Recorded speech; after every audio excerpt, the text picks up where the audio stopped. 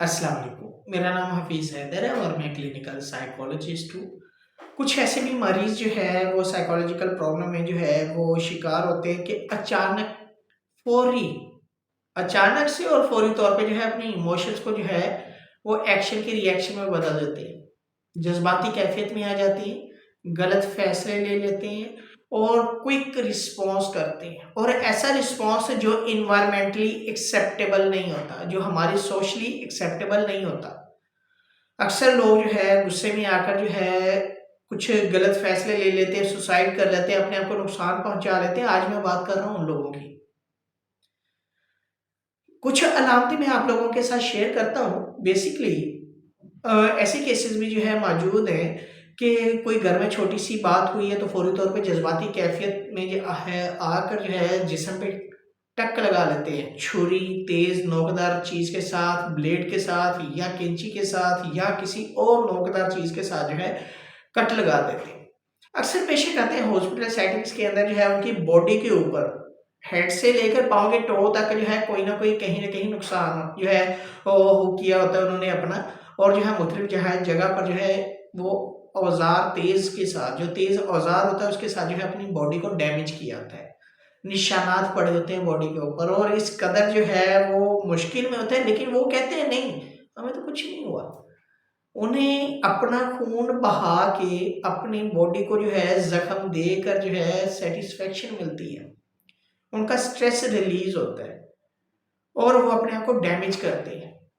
और इस कदर डैमेज करते हैं कि वो सारा जो भी कुछ होता है वो सर्वाइव कर रही होती है उनकी फैमिली। उनकी फैमिली कभी किसी हॉस्पिटल में लेके भाग रही होती है, कभी कहीं भाग रही होती है, कभी कहीं और कभी कहीं। तो फ़ौरी तौर पे जज़्बाती कैफ़ियत में आके बड़े-बड़े फ़ैसले लेना एक ज़हनी बीमारी है जिसे हम जो है बॉर्डरलाइन पर्सनैलिटी डिसऑर्डर के अंदर डायग्नोज़ करते हैं। अक्सर जो है ये जो डिसऑर्डर है 18 साल के बाद जो है डायग्नोज़ किया जाता है लेकिन इसकी अलामतें पहले ही जो है 18 साल से शो होना शुरू हो जाती हैं। कि ये बात नहीं मानता, ये अपनी बात मनवाता है, अगर बात ना मानी जाए अपने आप को नुकसान पहुँचाता है, मरने-मारने की धमकियाँ देता है और जो है ये कोशिश भी कर लेता है। कई बार इसने अपने जिस्म के ऊपर कट किए हुए हैं, निशानात लगाए हुए हैं, कई बार जो है इसने सुसाइड करने की कोशिश की है, कई बार जो है इसने ये ड्रामा लगाया, वो ड्रामा लगाया, ये हो गया, वो हो गया। तो अक्सर जो है फैमिली कंप्लेन कर रही होती है। तो ये जो कुछ अलामतें हैं, ये हैं बॉर्डर लाइन पर्सनैलिटी डिसऑर्डर की। अगर बात करूँ बॉर्डर लाइन पर्सनैलिटी डिसऑर्डर की तो जो है इसका जो ट्रीटमेंट है हमारे कल्चर में इतना इसको जो है एक्सेप्टेंस हासिल नहीं है। फैमिली वाले अनएजुकेटेड होते हैं और मोस्ट ऑफ द टाइम और जो है वो डिफरेंट जो है वो बाबा जी पीर फकीर हजरात के पास लेकर जाते हैं कि शायद इसके अंदर कोई साया आ गया, जिन भूत प्रेत आ गया और जो है उनको जो है तावीज़ों के ज़रिए इलाज करवा रहे होते हैं और जो एजुकेटेड फैमिलीज़ होती हैं वो साइकियाट्रिस्ट के पास लेकर जाती हैं और उनके पेशेंट जो है किसी हद तक जो है स्टेबल हो जाते हैं, उनके इमोशंस कंट्रोल हो जाते हैं। लेकिन फिर भी साइकोलॉजिस्ट को मिस किया जाता है, साइकोलॉजिस्ट के साथ जो है रिलेशन नहीं कायम करने देते पेशेंट का। हालाँकि होता ये है कि साइकियाट्रिस्ट ने तो अदविया देनी है, इमोशनल कैफियत को मेडिसिन ने जो है कंट्रोल करना है, लेकिन किस कदर कंट्रोल करना है, कैसे कंट्रोल करना है और कैसे जो है उन ट्रिगर से बचना है, ये चीज़ें जो है सिखानी है साइकोलॉजिस्ट ने। और साइकोलॉजिस्ट के साथ जो है बहुत कम पेशेंट होते हैं बॉर्डर लाइन पर्सनैलिटी डिसऑर्डर के जो राब्ता करते हैं, अपने इलाज को कंटिन्यू करना चाहते हैं। फैमिलीज़ जो है सिर्फ़ और सिर्फ़ फ़ोकस कर रही होती हैं या तो पीर फ़कीर बाबा जी हज़रात के पास या फिर जो है डॉक्टर्स के पास। ना तो डॉक्टर ने जो है उनकी जो है वो इमोशनल कैफ़ियत को जो है मैनेज करना जो है सिखाना है, ना बाबा जी हज़रात ने। अगर सिखाना है तो साइकोलॉजिस्ट ने सिखाना है और साइकोलॉजिस्ट के पास जो है ये राब्ता ही नहीं करती। साइकोलॉजिस्ट से जो है ये मिलती नहीं है फैमिलीज़, तो पेशेंट जो है मज़ीद ख़राब होता है और लंबे अरसे तक इसको अद्वियात खानी पड़ती हैं।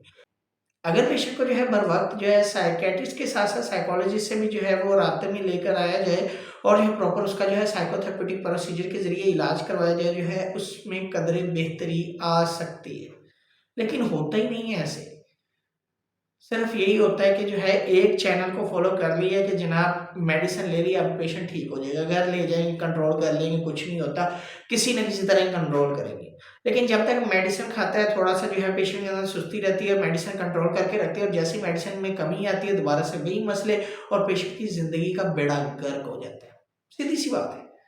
तो इसलिए जो है पेशेंट की ज़िंदगी बहुत ज़्यादा अनमोल होती है और जो है उस अनमोल ज़िंदगी को यूटिलाइज़ करना चाहिए। बजाय इसके आप घर में चारदीवारी के अंदर जो है उसे रखें और उसकी हर बात मानते रहें, साथ में अद्विया देते रहें और जो है बस डरते रहें, डरते-डरते सारी ज़िंदगी गुज़ार दें कि ये ना कि कोई गलत बात हो जाए और ये कोई ऐसा स्टेप लेंगे, ऐसा नहीं है। उन्हें एजुकेट करने के लिए साइकोलॉजिस्ट की ज़रूरत है और जो एजुकेट साइकोलॉजिस्ट ने करना है वो डॉक्टर और पीर फ़कीर बाबा जी हज़रात नहीं कर सकते। तो साइकोलॉजिस्ट का काम जो है वो साइकोलॉजिस्ट को ही करने दिया करें और जो है इसके साथ-साथ जो है प्रॉपर एक तरीका इलाज होता है उसको लाज़मी जो है जानने की कोशिश करें फैमिली वाले स्पेशली कि इसका इलाज कैसे मुमकिन है। क्योंकि बहुत सारी ऐसी फैमिलीज़ हैं उन्हें पता ही नहीं है कि जो है इस बीमारी का इलाज कैसे है।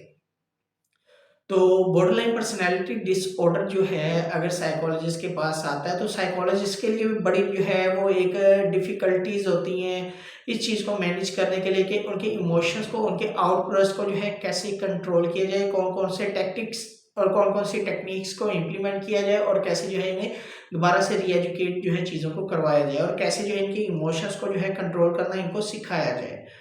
तो ये छोटी-सी वीडियो है बेसिकली बॉर्डरलाइन पर्सनैलिटी डिसऑर्डर वाले पेशेंट्स के लिए और जो है उनकी फैमिलीज़ के लिए कि इसका जो है प्रॉपर ट्रीटमेंट क्या है। अगर वीडियो अच्छी लगे तो आप लाइक कर सकते हैं, शेयर कर सकते हैं, चैनल को सब्सक्राइब कर सकते हैं। कोई भी किसी भी किस्म का सवाल हो मुझे डायरेक्टली कमेंट बॉक्स में या कमेंट कर सकते हैं या मुझे व्हाट्सएप के ऊपर व्हाट्सएप कर सकते हैं। तो इंशाल्लाह मिलेंगे नई वीडियो के अंदर। अपना बहुत सारा ख्याल रखना। ओके, अल्लाह हाफ़िज़, अल्लाह निगहबान।